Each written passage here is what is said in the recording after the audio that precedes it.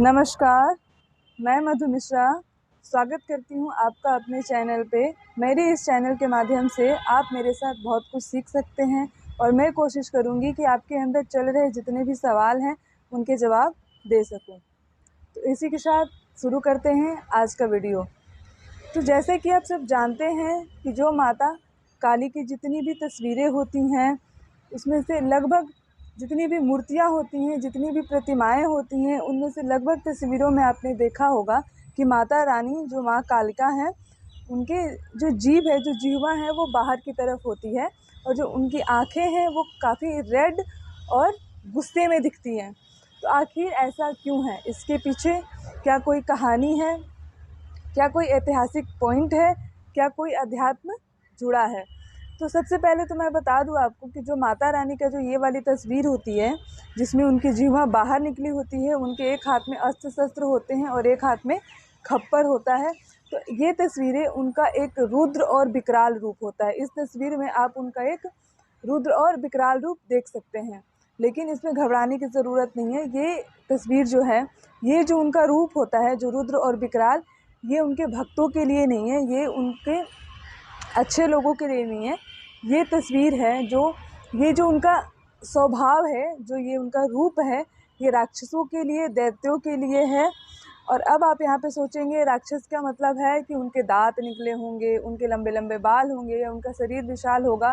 तो नहीं, राक्षस का मतलब सिर्फ यही नहीं होता। राक्षस वो लोग भी होते हैं जो जानबूझ करके दूसरे की ज़िंदगी में दखल अंदाज़ी करते हैं, उनको परेशान करते हैं, उनके बारे में बुरा करते हैं, जो बेवजह अपनी वजह से दूसरों को तकलीफ़ देते हैं, जिनका स्वभाव बिल्कुल भी अच्छा नहीं होता है, वो दूसरों को कभी खुश देख ही नहीं सकते। तो ऐसे लोग भी राक्षस प्रवृत्ति के ही होते हैं। तो आपको कभी भी इस बात से घबराना या डरना नहीं चाहिए कि माता रानी का जो ये रूप है, उससे जो इनका स्वभाव है, उससे आपको कोई प्रभाव पड़ेगा। माता रानी अपने भक्तों पे हमेशा प्यार और आशीर्वाद बनाए रखती हैं। बस आपको उन्हें ध्यान करना है, सच्चे मन से उनकी पूजा करनी है, तो माता रानी भी आप पे अपना पूरा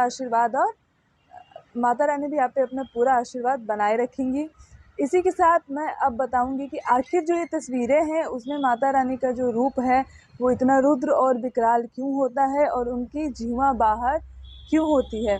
और इसी के साथ आपने तस्वीर में एक और चीज़ देखी होगी कि माता रानी के इस तस्वीर में शिव शंकर जी, महादेव जी उनके चरणों में के पास लेटे होते हैं, उनके रास्ते में, और माता रानी का जो पैर है वो उनके सीने पे होता है।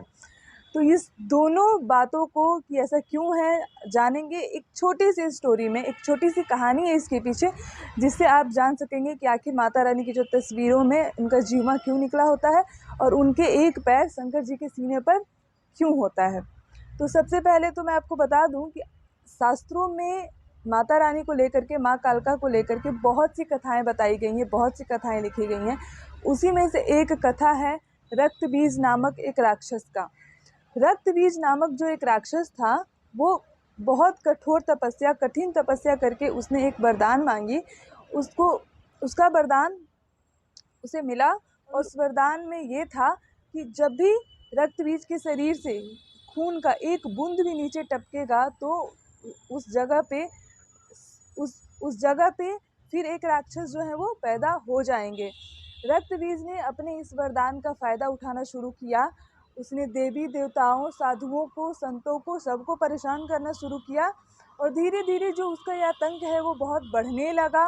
देवी देवताओं ने मिल करके बहुत कोशिश की उसे हराने की, उसे पराजित करने की, पर रक्तबीज के वरदान के मुताबिक उसके जितने भी शरीर से खून गिरते थे उतने ही राक्षस और पैदा होते जाते थे, जो अब देवी देवताओं के वश में नहीं था कि वो उसे हरा सकें। ये अब नामुमकिन सा हो गया था।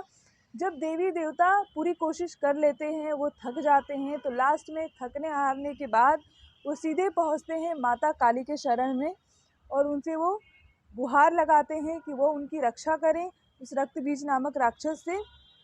माता रानी उनकी पुकार सुनती हैं और उनकी मदद करने के लिए उन्हें अपना ये रुद्र और विकराल रूप धारण करना पड़ता है।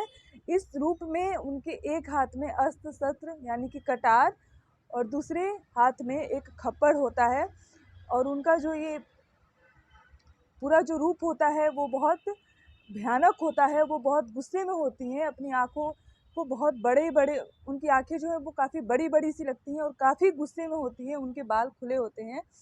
तो ये उनका बहुत ही रुद्र और भयानक रूप होता है।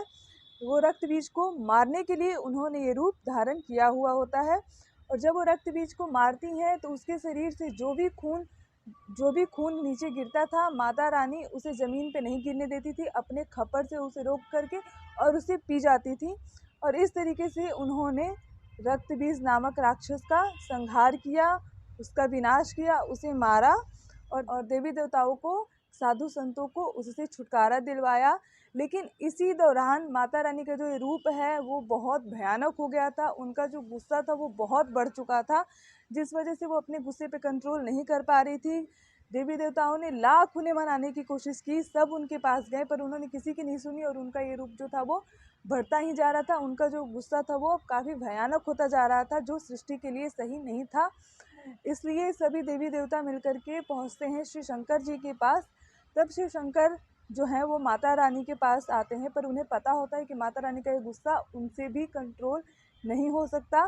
तब जाके लास्ट में उनके पास एक ही रास्ता बचा था और वो गए और वो माता रानी जिस रास्ते से आ रही थी उस मार्ग पर लेट गए और माता रानी इतने गुस्से में थी कि उन्होंने देखा ही नहीं और वो आती गई और जब उनका पैर शिव जी के सीने पे पड़ा, शंकर जी के सीने पे पड़ा, तब उन्हें ध्यान आया कि वो जो है शंकर जी पे पैर रख चुकी हैं, जिसके मारे वो काफ़ी शर्मिंदा हुई, लज्जित हुई और उनका जो जिह्वा है वो अपने आप बाहर निकल गया और उनका जो है गुस्सा वहीं पे शांत हो गया। ये थी इस तस्वीर के पीछे की एक कहानी, जो मैं आशा करती हूँ कि आपको समझ में तो आ गया होगा और आप ये बात जो है वो, आपकी जो जिज्ञासा होगी इस चीज़ को जानने के लिए वो भी पूरी हुई।